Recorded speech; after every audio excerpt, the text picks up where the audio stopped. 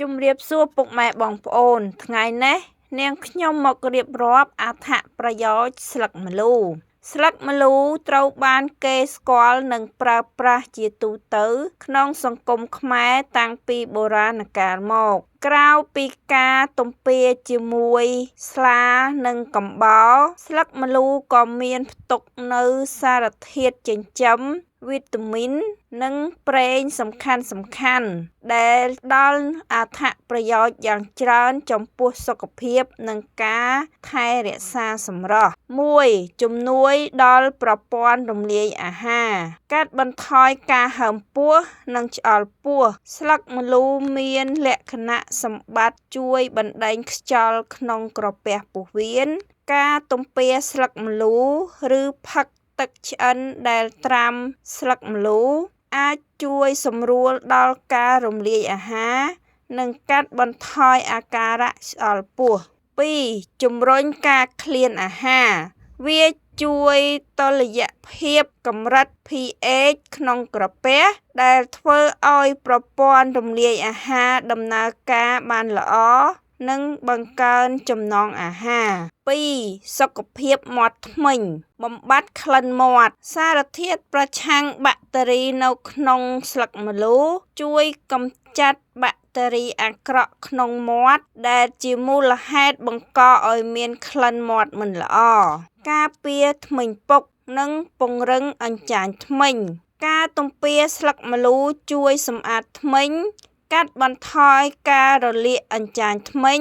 និងការពារការកកើតកំណើតកំបោរនៅលើធ្មេញ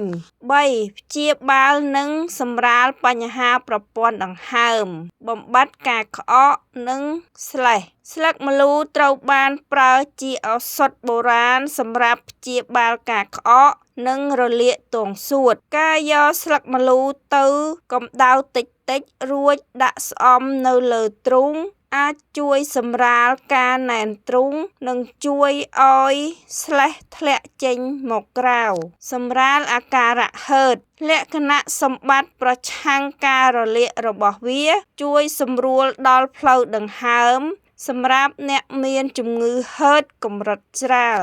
4. ព្យាបាលរបួសនិងប្រឆាំងការរលាកជួយឲ្យរបួសឆាប់ជា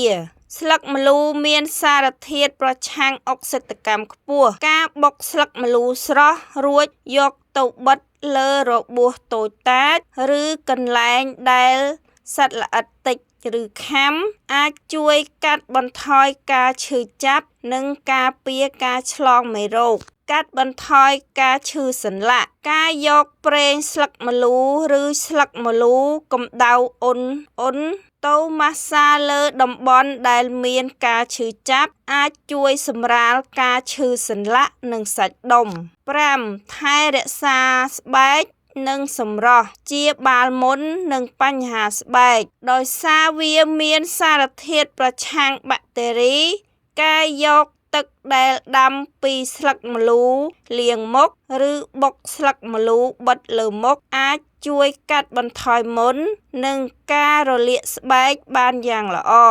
បំបត្តិការរមាស់ទឹកស្ងោរស្លឹកម្លូអាចយកមកលាយទឹកងូតដើម្បីព្យាបាលបញ្ហារមាស់ស្បែកឬកន្ទួលរមាស់ផ្សេងការណែនាំបន្ថែមទោះបីជាស្លឹកម្លូមានប្រយោជន៍ច្រើនយ៉ាងណាក៏ដោយការប្រើប្រាស់វាគួរតែស្ថិតនៅកម្រិតសមល្មមការទំពាស្លឹកម្លូរួមជាមួយស្លា